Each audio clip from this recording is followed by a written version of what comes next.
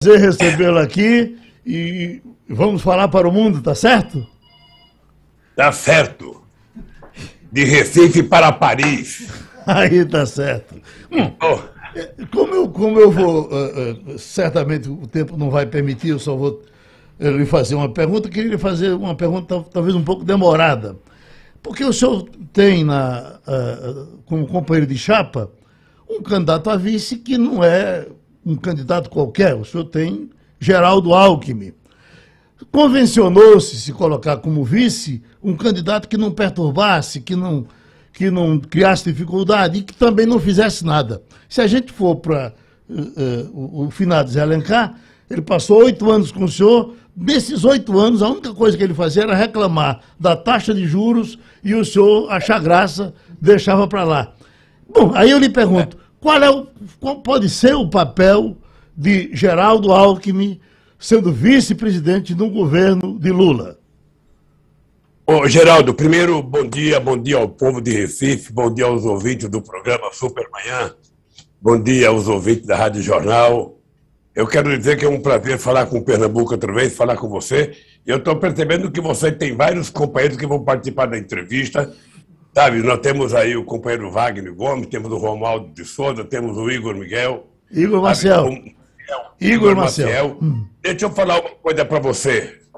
Eu fui candidato em 89, 94, 98, 2002, 2006. Eu só tive uma vez um candidato do PT, que foi em 94 o companheiro Aloysio Mercadante, porque o Bisol desistiu. Eu tive 2 vezes vice do PSB, que foi o companheiro Bisol, que foi meu vice em 89 e 94, depois eu tive o Brizola em 98, depois eu tive o Zé Alencar 2 vezes, e agora eu estou com o Alckmin. Ora, para mim é muito importante fazer essa aliança com o governador Alckmin, primeiro pela representatividade que ele tem, ou seja, é um político que tem 20 anos na governança de São Paulo, é um político muito, muito preparado, é um companheiro que nós disputamos 2 eleições, trocamos ofensas, que é próprio de política, como jogo de futebol. Um jogador dá uma butinada no outro, mas de repente eles vão para o bar tomar cerveja e conversar da forma mais civilizada possível. Eu acho que o Alckmin ele é uma coisa que vai completar a necessidade que eu tenho de falar com outros segmentos da sociedade, não apenas em São Paulo, mas no Brasil inteiro. E eu acho que ele vai me ajudar a fazer um governo melhor do que eu já fiz quando governei esse país de 2003 a 2010. O senhor reconhece que, quando pegou o governo da outra vez, pegou numa situação bem melhor do que agora, se por acaso o senhor pegar. Concorda?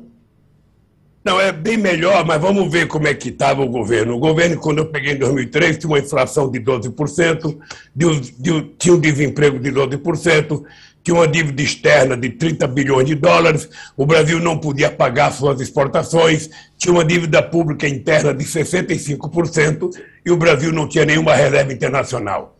O que aconteceu é que em 5 anos a gente consertou esse país. E agora nós vamos pegar o Brasil numa situação pior, não apenas do ponto de vista econômico, do ponto de vista de crescimento, do ponto de vista social, do ponto de vista sanitário.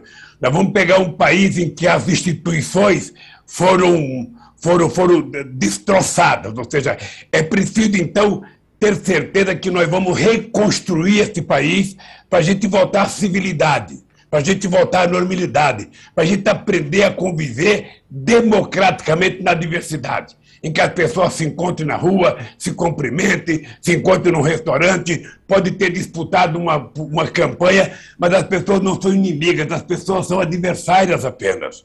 E é isso que nós temos que recuperar, além do que esse povo precisa voltar a comer, precisa voltar a trabalhar, a sorrir, e é isso que nós vamos fazer. Pronto, então nós vamos fazer a nossa rodar a mesa aqui. Temos o nosso Igor Maciel, colunista de política do Jornal do Comércio. Lula, muito bom dia.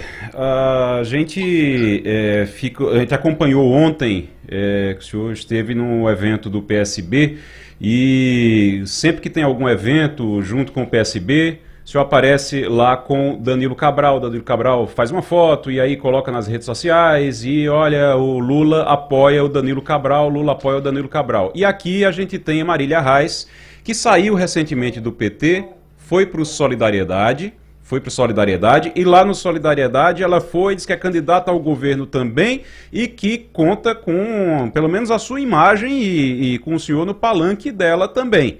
Afinal, o ex-presidente Lula, candidato à presidência da República em 2022, apoia quem em Pernambuco? Deixa eu lhe falar uma coisa, Igor. Eu primeiro lamentei profundamente a saída da Marília do PT de Pernambuco. Você sabe que o Humberto era, na minha opinião, a pessoa que deveria ter sido candidato ao governador. O Humberto retirou a candidatura para que o PSB pudesse indicar o candidato. Eles indicaram o Danilo, e a Marília era, então, a preferida para ser candidata ao Senado. Por problemas internos, a Marília resolveu sair do PT. Ao sair do PT, a Marília, criou uma situação para mim, que é o acordo que eu tenho com o PSB. Então, o meu candidato a governador no estado de Pernambuco é o Danilo. É o Danilo porque nós temos um acordo com o PSB. Esse acordo não é apenas em Pernambuco, é um acordo nacional. É um acordo que nos interessa, porque agora o Alckmin faz parte do PSB. O nosso companheiro governador do Maranhão faz parte do PSB. Então, o PSB ganhou uma dimensão nacional importante e, para nós, essa aliança com o PSB é muito importante. A nível nacional e a nível de Pernambuco. Por isso, embora eu mantenha toda a relação de respeito que eu tenho, porque eu não misturo a minha relação pessoal com a minha relação política, embora eu mantenha uma boa relação com a Marília, eu, sinceramente, vou trabalhar para que o Danilo seja o governador do estado de Pernambuco. É esse o meu compromisso com o PSB, e o compromisso do PSB é me ajudar a me eleger presidente da República. Eu pergunto isso e eu vou só insistir num certo ponto, que é o seguinte, a Marília, quando lançou a candidatura dela, foi com sua foto e ela disse que vai levar a sua foto, vai colocar a sua foto no palanque. O PSB, chegou-se a falar no PSB em tentar entrar na justiça para proibir isso, ela disse que está acobertada juridicamente. O senhor vai criar algum problema com isso, ou o PT vai criar algum problema com isso, com o uso da sua foto na campanha dela? Eu não vou criar nenhum problema, porque em outros estados eu estou apoiando um outro candidato e tem candidatos do PSB que vão usar a minha foto e vão trabalhar também a minha candidatura. Ou seja, eu já fui candidato algumas vezes e algumas vezes tinha vários partidos políticos me apoiando para candidato, mesmo no mesmo estado. Aí em Pernambuco mesmo, vocês são testemunha, que eu levava para o palanque o Eduardo Campos e o Humberto Costa. Os dois eram candidatos a governadores, eu pedia voto por dois e dizia, quem for para o segundo turno, a gente vai eleger governador. E deu certo, o Eduardo Campos foi eleito governador. É plenamente possível, vai ter mais gente, inclusive vai ter gente de outros partidos políticos mais conservadores que vão querer trabalhar a minha candidatura para presidente, e eu, obviamente, que não vou brigar com ninguém. Eu vou deixar que as pessoas façam aquilo que bem entender, porque eu vou precisar, quanto mais votos, melhor para ganhar as eleições.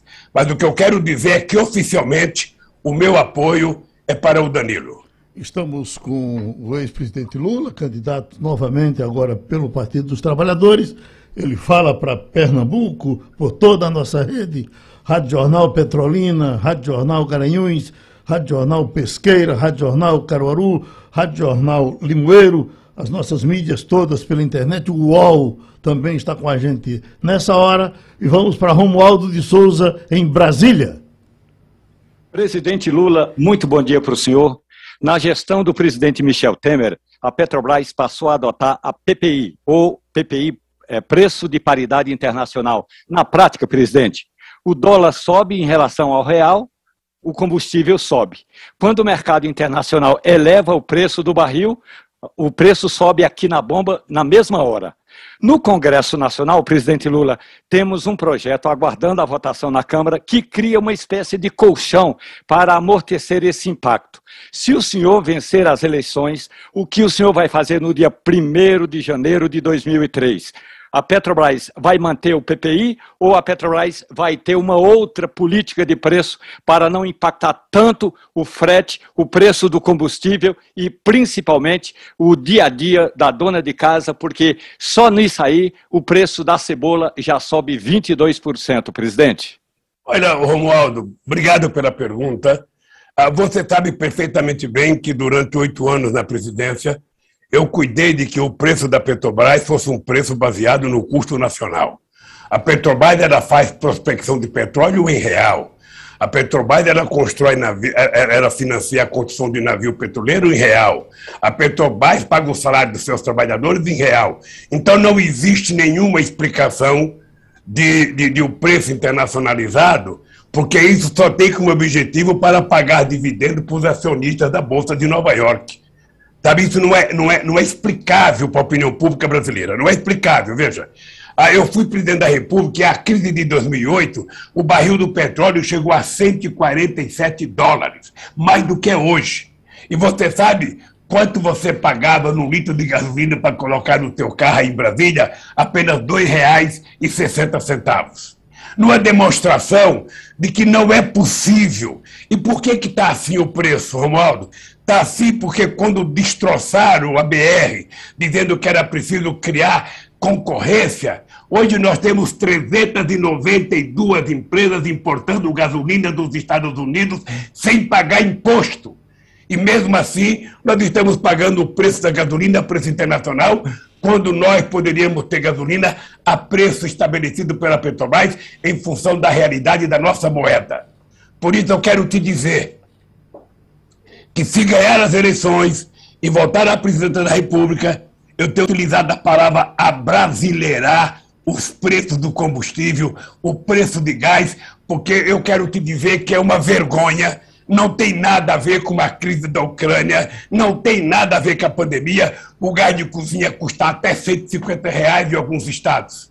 É uma vergonha a gasolina custar R$8, o diesel custar quase R$7. É uma vergonha. É uma vergonha. Então, o preço não precisa ser, sabe, um preço de paridade internacional. O preço pode ser em função da nossa realidade e é isso que nós vamos fazer. Pode se preparar que você vai encher o tanque do seu carro com o preço da gasolina em real. Em função da nossa realidade, nós já provamos que isso é possível. A Petrobras era grande. A Petrobras, você está lembrado que em 2010 eu fiz a maior capitalização da história do capitalismo mundial.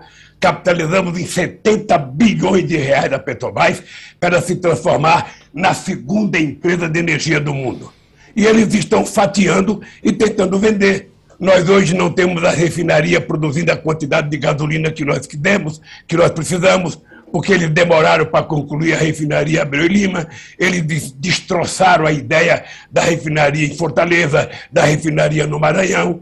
Ou seja, então o Brasil hoje não refina a quantidade de gasolina que precisa, porque o Brasil precisa fazer novas refinarias. Ou seja, isso chama-se incompetência gerencial. E nós vamos mudar isso. Agora é Wagner Gomes que participa. Presidente, eu tenho aqui em posse uma pesquisa que foi divulgada ontem pelo Instituto Futura, feita por encomenda do Banco Modal, e eu tenho um recorte aqui que é bastante interessante, presidente, que ele pergunta, a pesquisa pergunta ao entrevistado aqui o seguinte: se você fosse presidente da República, qual seria a sua prioridade, considerando as opções? Eu vou ler de baixo para cima. A quarta opção aqui aparece, em quarto lugar aparece reduzir o desemprego com 14,9%. Em terceiro lugar, melhorar a educação pública com 17,9%. Em segundo lugar, melhorar a saúde pública com 18,6%. E em primeiro lugar, presidente, o combate à fome com 20,9%. Eu estou trazendo esse recorte aqui porque a gente está vendo muita discussão em torno dos pré-candidatos e quase nada de propostas. Até agora a gente não viu ninguém dizendo: olha, eu vou começar a consertar esse país a partir de tal ponto. Então, era isso que eu queria saber do senhor, caso o senhor seja eleito, o que é que o senhor pretende fazer a partir de 1º de janeiro de 2023, levando em consideração aquilo que Geraldo já falou, que a situação que o senhor vai herdar, caso seja eleito esse país, vai ser muito diferente daquela de 2003. E quero saber também, presidente, do seu time para consertar esse país. Quem o senhor vai botar em campo? Naquela época, em 2003, a gente sabia que era seu time, estava todo mundo aparente. Nomes como José Genuíno, José Disseu e Dilma Rousseff vão entrar em campo também agora, presidente? Não, primeiro que ninguém sabia meu time em 2003. Ninguém sabia. Porque eu escolhi meu time depois que eu ganhei as eleições. Veja, é preciso ter cuidado, porque quando tem pessoas que falam que é preciso escolher o time antes, se você escolher o time antes de ganhar as eleições, você pode não ganhar as eleições, porque você começa a gerar discórdia dentro do seu próprio time. É preciso ter muito cuidado. Até no futebol, os técnicos só escalam o time na hora de entrar em campo, porque senão ele vai criar uma zorra total dentro do vestiário.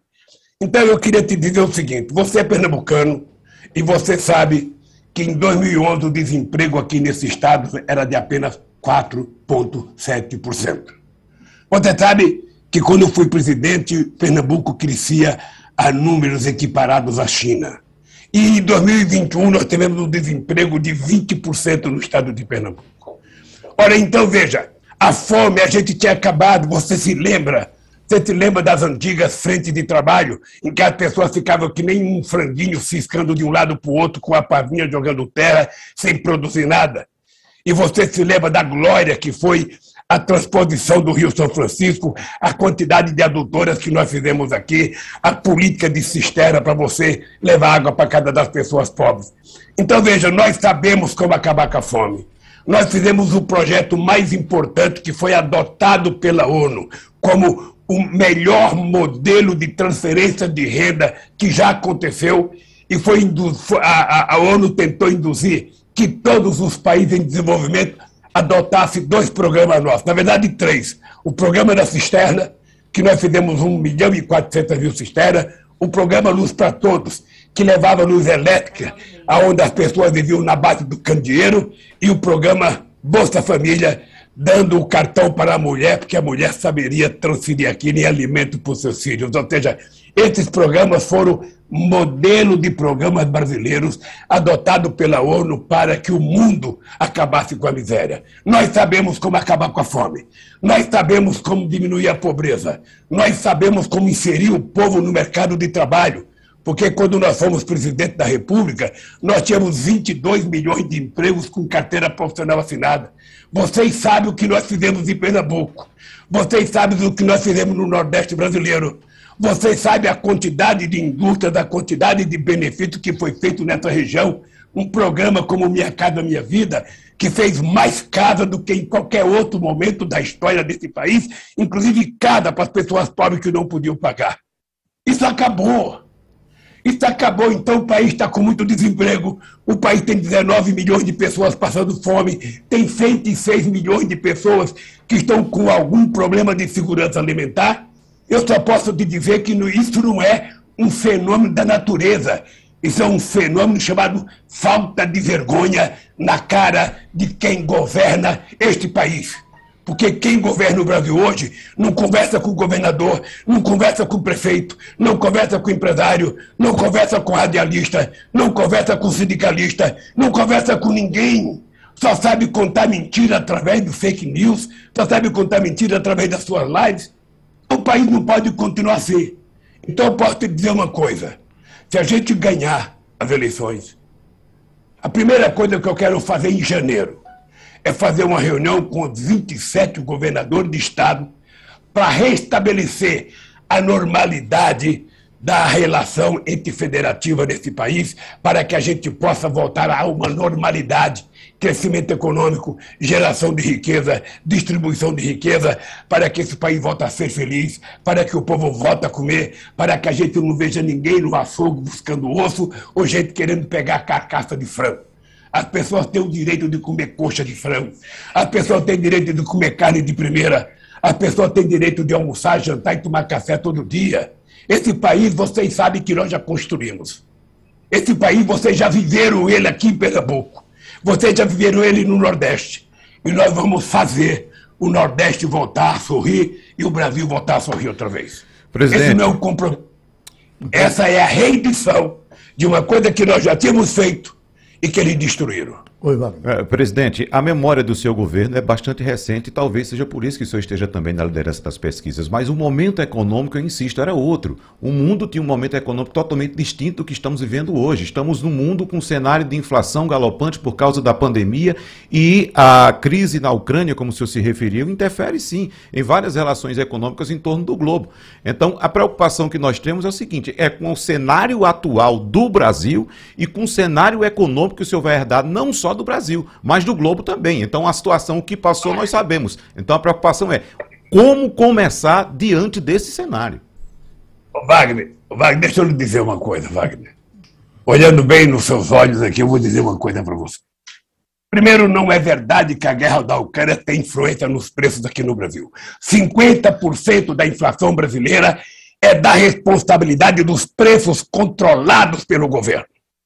É energia elétrica, é óleo diesel, é gás de cozinha e é gasolina.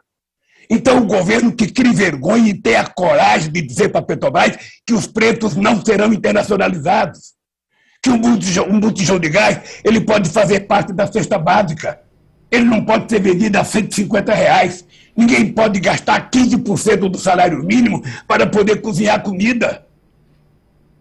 Então é o seguinte, meu caro, nós temos um problema de guerra, nós temos. Ah, mas a pandemia fez gastar dinheiro. Você sabe qual foi o dinheiro utilizado na pandemia pela primeira vez?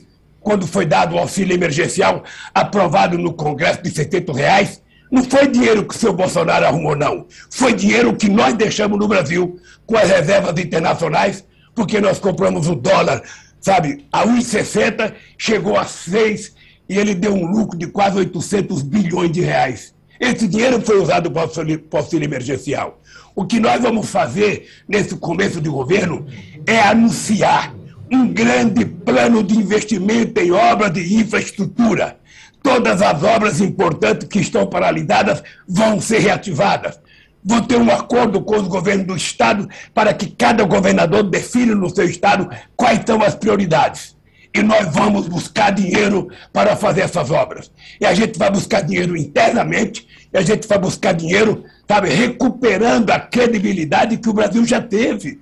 Quando eu fui presidente, o Brasil ou era o primeiro ou era o segundo país a receber investimentos diretos. Então é preciso ter um presidente que tenha pelo menos capacidade de conversar, que tenha capacidade de dialogar, que não arrume contenciosos, que não brigue com ninguém. Esse nosso sujeito que governa o Brasil, ele briga com todo mundo. Ele briga com o amigo, com o inimigo, com o aliado, com o conhecido, com o desconhecido, porque ele nasceu para isso. Ele nasceu, entrou no exército para fazer greve. Por isso que ele foi expulso do exército. E agora está presidindo esse país, sabe, agindo como se fosse um irresponsável. Ele não fala em crescimento econômico, ele não fala em distribuição de renda, ele não fala em geração de emprego. A única coisa que ele fala é vender. Eu vou vender a Petrobras, eu vou vender a Eletrobras, eu vou vender o gasoduto, eu vou vender o Banco do Brasil, eu vou vender o BNDES. Sabe uma coisa que eu vou fazer, ô Wagner? Eu vou transformar o BNDES num grande banco de investimentos para pequenas e médias empresas brasileiras. Nós vamos incentivar o empreendedorismo nesse país. Quem quiser fazer alguma coisa por conta própria vai ter oportunidade de ir a um banco público arrumar dinheiro para começar o seu negócio. Esse país não pode ser um país capitalista sem capital. Ele não pode continuar sendo um país capitalista sem crédito. Então, qual é o papel do Estado? É garantir que as pessoas que querem progredir vão progredir, porque o Estado vai ajudar. O senhor falou muito das coisas boas que o senhor viveu, mas vamos falar um pouquinho das ruins também. O processo de delação que o senhor sofreu, o senhor diz que é um homem que perdoa com facilidade. O senhor perdoa todos os seus delatores? Palocci está perdoado? Ah, meu caro Geraldo, essa pergunta é velha, querido. A decisão da ONU ontem mostrou a falácia do que foi o processo contra mim. A decisão de não me deixar ser candidato, a decisão de me prender. Ontem a ONU deu um chute nisso e mostrou a pouca vergonha que foi feito para evitar que o Lula fosse presidente da República em 2018. Agora a União tem até 180 dias para saber como é que ela vai repor os prejuízos que eu tive. Bom, o correto seria revogar o mandato do Bolsonaro e me colocar na presidência. Como já está no fim, eu também não quero no fim. Então, que deixe as eleições serem democráticas, porque nós vamos ganhar e vamos governar esse país para recuperar o país. Eu agora não tenho que provar mais nada, Geraldo. Agora quem tem que provar é quem foi mentiroso e me acusou. Porque esse pessoal que me acusou, ele induziu a imprensa brasileira a acreditar nas mentiras do Moro, nas mentiras do Dallagnol. um bando, quase que uma quadrilha feita para mentir nesse país. E o que é que eu estou muito tranquilo? Porque agora quem tem que pedir desculpa para mim é quem me acusou falsamente. É quem mentiu a meu respeito. É quem foi leviano comigo. Pronto, então. Agora volta aí, Igor Marcel. Lula, a gente sabe que aqui em Pernambuco, por exemplo, o seu aliado, o PSB, ele tem uma prática de esconder alguém quando a rejeição é muito alta. Aconteceu aqui no Recife, por exemplo, com o Geraldo Júlio. Geraldo Júlio mal apareceu na campanha do PSB, aqui no Recife em 2020, a rejeição era alta. Paulo Câmara agora, a rejeição alta também tem essa expectativa, essa dificuldade. E muito se fala em Dilma Rousseff na sua campanha. E eu tenho um dado aqui, a gente fala muito de desemprego agora, a gente está com quase 14%, né, 13,8% de taxa de desemprego agora, mas essa série de 2 dígitos de taxa de desemprego começou lá com Dilma Rousseff, quando bateu 11,2% lá em 2016, ainda no comecinho de 2016, primeiro trimestre. E eu queria lhe perguntar sobre Dilma Rousseff na sua campanha. O senhor pretende ter Dilma Rousseff no seu palanque? Dilma Rousseff vai participar da campanha? E qual vai ser o papel dela na campanha de Lula em 2022? Primeiro, eu tenho orgulho da Dilma. Se você conhece algum político que tem vergonha dos seus companheiros, eu não tenho. Eu tenho orgulho da Dilma. E você, Igor, quando quiser fazer uma crítica a Dilma, e ela merece, você pode fazer, mas você tem que dizer que até 2014, eu vou lhe dar um dado, até dezembro de 2014, quando terminou o primeiro mandato dela, o desemprego nesse país era só de 4,5%. Você sabe o que é isso? Isso significa padrão Suécia, padrão Noruega, padrão Dinamarca, padrão Alemanha. Era pleno emprego nesse país. Você se lembra que até 2014 o salário mínimo subia acima da inflação todo ano. Você se lembra o programa Minha Casa Minha Vida, que foi o programa que mais fez casa nesse país. Onde é que as coisas começaram a dar errado?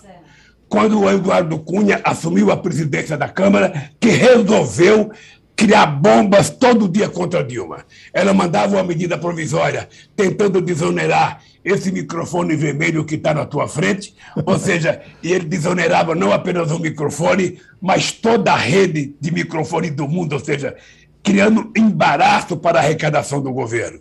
Então, tentar jogar a culpa da quebradeira em cima do Brasil, em cima da Dilma, é tentar apaziguar o golpe de 2016, que foi o que quebrou esse país. É importante lembrar o que aconteceu depois do seu Temer.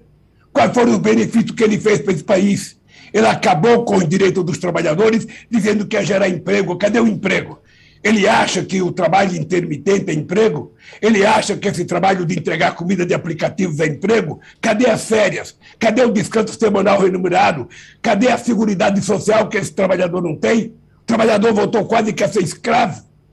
Então, nós vamos refazer muita coisa nesse país para esse povo voltar a sorrir, para esse povo voltar a sonhar, para esse povo voltar a comer, para esse povo voltar a ser feliz, para as famílias não brigarem como estão brigando hoje, para as famílias não ficarem inimigas como estão ficando hoje. E eu terei maior orgulho, a Dilma irá fazer na minha campanha o que ela quiser. Ela será cabo eleitoral da minha campanha e, se for necessário, ela virá a Pernambuco e vocês poderão fazer uma entrevista com ela e perguntar todas as perguntas que vocês quiserem fazer, porque a Dilma, como eu, não tem medo de pergunta. E para nós não tem pergunta difícil, não tem pergunta embaraçada, não tem pergunta que a gente não possa responder. O que nós queremos é restabelecer a verdade. E eu estou com muito orgulho aqui, Igor, porque esperei 6 anos, em que a minha vida foi destruída por uma grande parte dos meios de comunicação nesse país. Vocês sabem o que eu sofri. Entretanto, eu estou aqui de cabeça erguida. E os meus acusadores hoje talvez tenham vergonha de sair na rua. Hoje talvez não tenham coragem de entrar no bar para tomar cerveja, porque eles sabem que induziram o Brasil a uma mentira.